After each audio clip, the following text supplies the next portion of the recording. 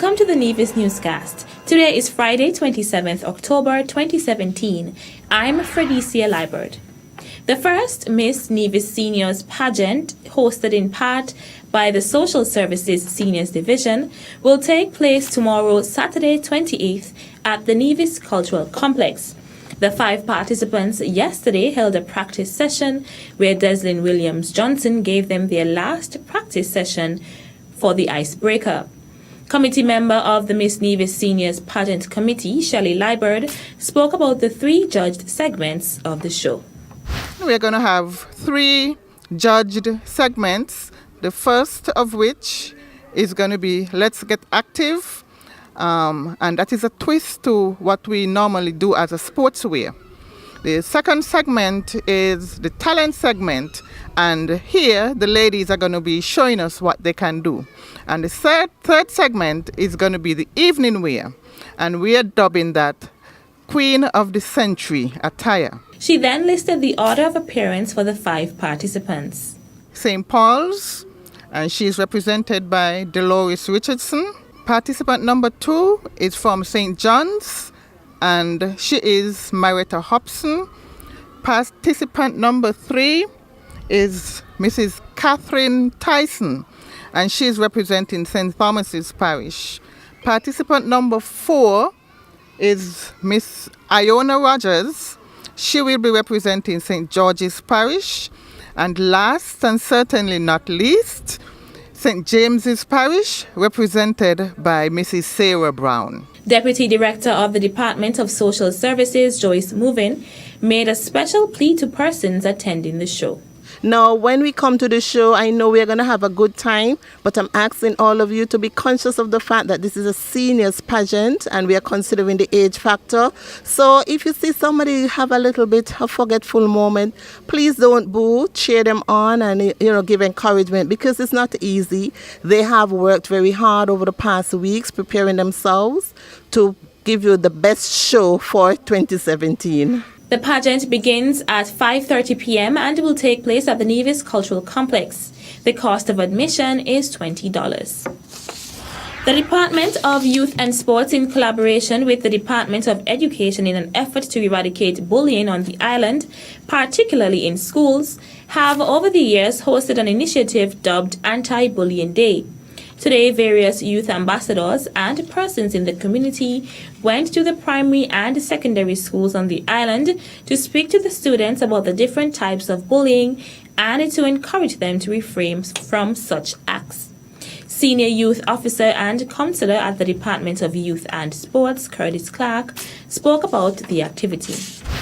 Usually, we celebrate Bullying Awareness Day, the final Friday in October of every year, and this is to basically spread awareness on bullying, the nature of bullying and how it can affect persons who are being bullied, and also those who are actually serving as bullies. So every year, we designate the final Friday in October to visit all schools to push this campaign. This year, our theme is Beat Bullying, Be Brave, It's Not Cool to Be Cruel. We have 13 presenters at every high school and primary school sharing in this campaign push. At the same time, we have encouraged daycare, preschools, and organizations and government departments to share in this campaign. Clark said that they have included a pin-on in the campaign and distributed it to every student so that they can remember what they learned during the campaign. The Female Lawyers Subcommittee of the St. Kitts and Nevis Lawyers Committee, in celebrating the 50th anniversary of the Eastern Caribbean Supreme Court, ECSC, hosted a stress management forum for female attorneys at law on Wednesday, October 25th at the UE Open Campus in Basse-Terre. Chairperson of the Female Lawyers Subcommittee, Constance Mitchum, said that the forum was quite important and timely for all involved in the legal profession.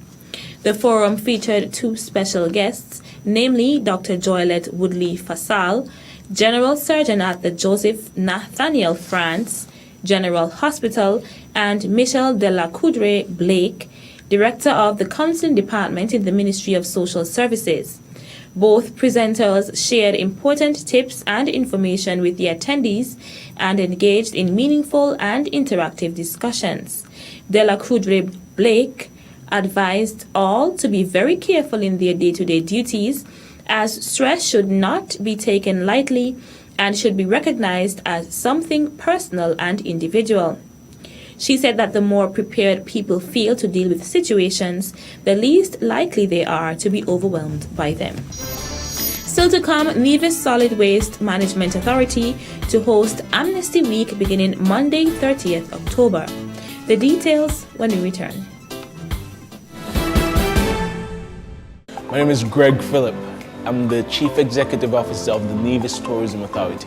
Nevis Mango and Food Festival has been around for 4 years, and in our view, it is one of the most unique festivals anywhere, mainly because of what it does. You see, it celebrates the mango.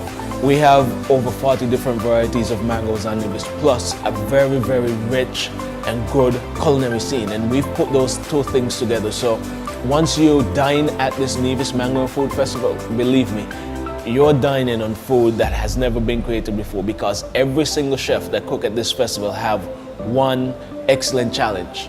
The challenge is everything you cook, every course of every meal must include mangoes from Nevis.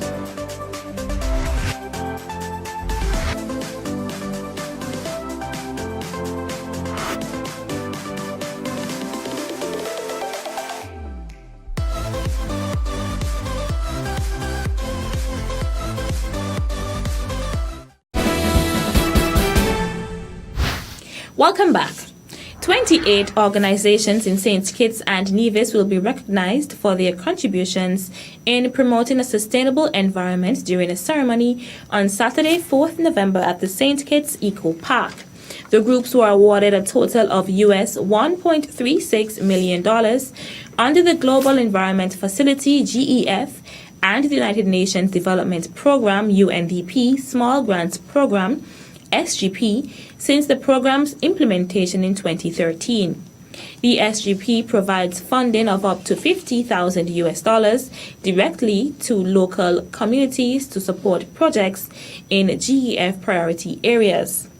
To date, it has approved grants for 30 projects on St. Kitts and Nevis in the areas of recycling, agri-processing using solar energy, climate-smart agriculture shade house establishment and water for agriculture, turtle conservation, biodiversity conservation, flood mitigation, land degradation, capacity building for youth in renewable energy management, and public awareness programs using the performing arts. The grantees will be recognized during an official launch of the GEF UNDP Operational Phase OP 6 Grant Funding Program 2016-2019, as well as the celebration of the anniversary year of GEF and SGP 25 years together. The Nevis Solid Waste Management Authority will once again host Amnesty Week for persons on the island to discard of their derelict vehicles, white goods which include old refrigerator, stoves, washing machines, etc. General Manager of the Nevis Solid Waste Management Authority, Andrew Hendrickson, spoke briefly about the opening hours at the landfill.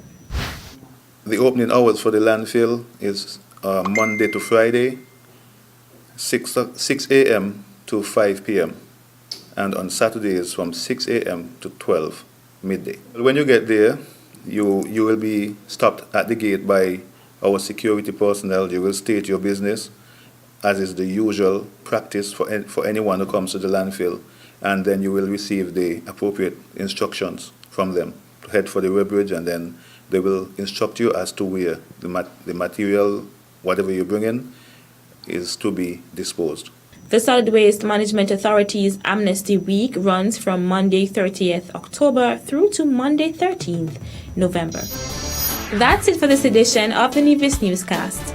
On behalf of all of us here at the Department of Information, I'm Fredicia Liebert. Thank you for viewing.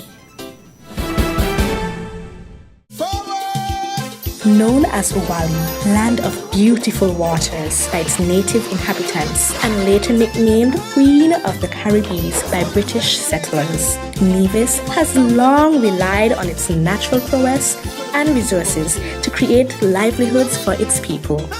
The people of Nevis have long remained connected to the gifts nature has bestowed. As an ambassador of this majestic island, it is my duty to encourage my people to nurture, preserve, and protect what makes us unique as a people and strong as a country.